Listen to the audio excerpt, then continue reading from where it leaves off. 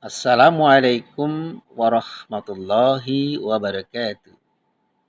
Selamat bertemu dalam pembelajaran mata pelajaran Pendidikan Agama Islam dan Budi Pekerti kelas 11 semester Kasal.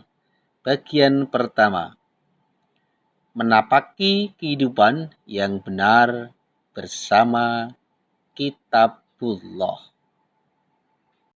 Sebelum kita menuju pada pembelajaran, marilah kita membaca Al-Quran surat Al-Isra ayat 9. A'udzu billahi minasyaitonir rajim. Inna hadzal Qur'ana yahdi lillati hiya aqwam wa yubashshirul mu'minin alladhina ya'maluna as-solihati anna lahum ajrun kabira. Al-Isra ayat 9. Artinya, sungguh Al-Quran ini memberi petunjuk ke jalan yang paling lurus dan memberi kabar gembira kepada orang mukmin yang mengerjakan kebajikan bahwa mereka akan mendapatkan pahala yang besar. Al-Isra ayat 9.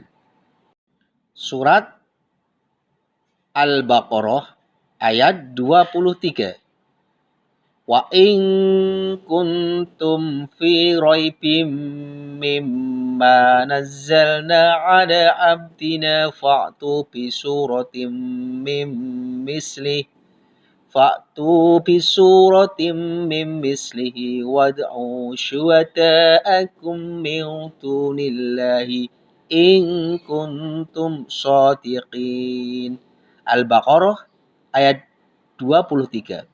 Artinya, dan jika kamu meragukan Al-Quran yang kami turunkan kepada hamba kami Muhammad, maka buatlah satu surat semisal dengannya, dan ajaklah penolong-penolongmu selain Allah, jika kamu orang-orang yang benar. Al-Baqarah ayat 23. Memahami kitab-kitab Allah, pengertian kitabullah adalah kumpulan wahyu-wahyu Allah Subhanahu wa Ta'ala yang mengandung petunjuk dan kebenaran. Sementara pengertian kitab adalah wahyu Allah Subhanahu wa Ta'ala yang dibukukan.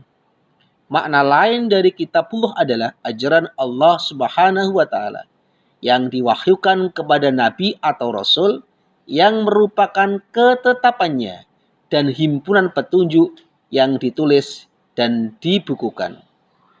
Sementara iman kepada kitab-kitab Allah adalah meyakini sepenuh hati bahwa Allah Subhanahu wa Ta'ala telah menurunkan kitab-kitabnya kepada para nabi dan rasul agar disampaikan kepada umatnya sebagai pedoman hidup untuk kebahagiaan dunia dan akhirat.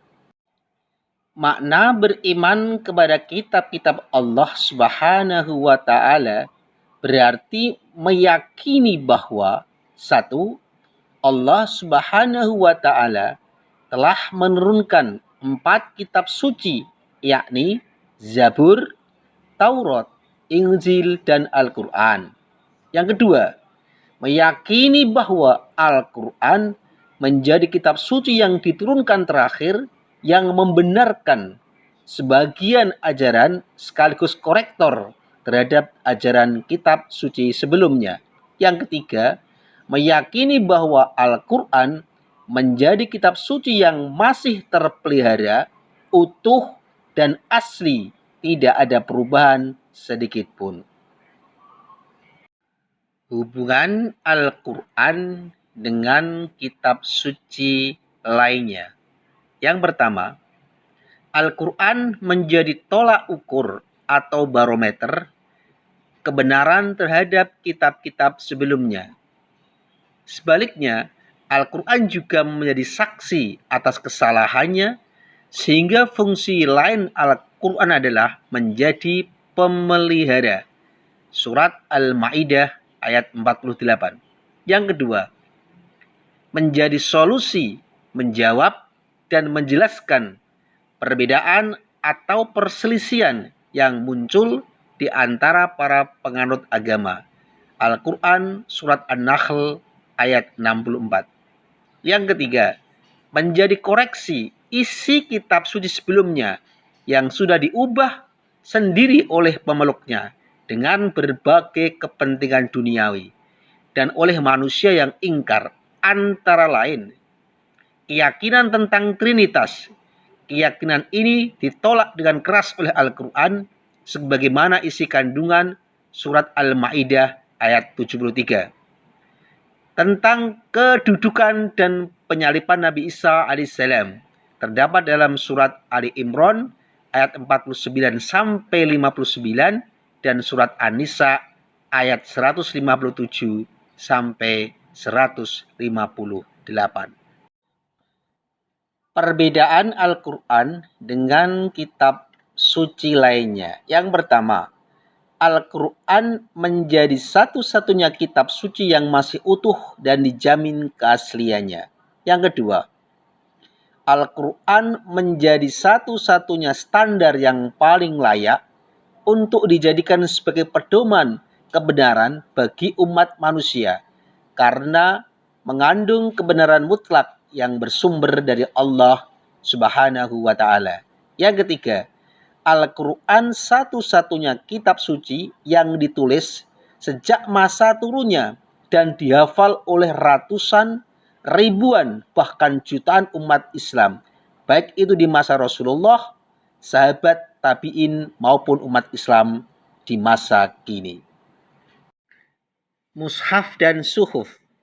Kitabullah atau firman Allah Subhanahu wa Ta'ala dapat dibagi menjadi dua jenis. Yang pertama yaitu suhuf dan yang kedua mushaf.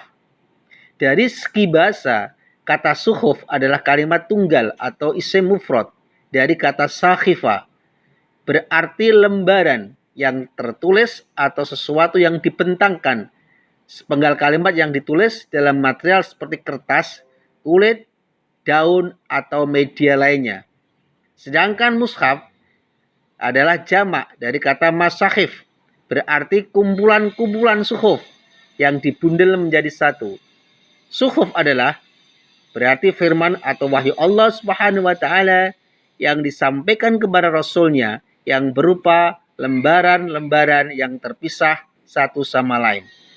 Allah Subhanahu wa Ta'ala menurunkan beberapa sahifah antara lain kepada Nabi Idris alaihissalam, Nabi Ibrahim alaihissalam, Nabi Musa alaihissalam yang berisi perumpamaan-perumpamaan, ibarat-ibarat, dan suri tauladan.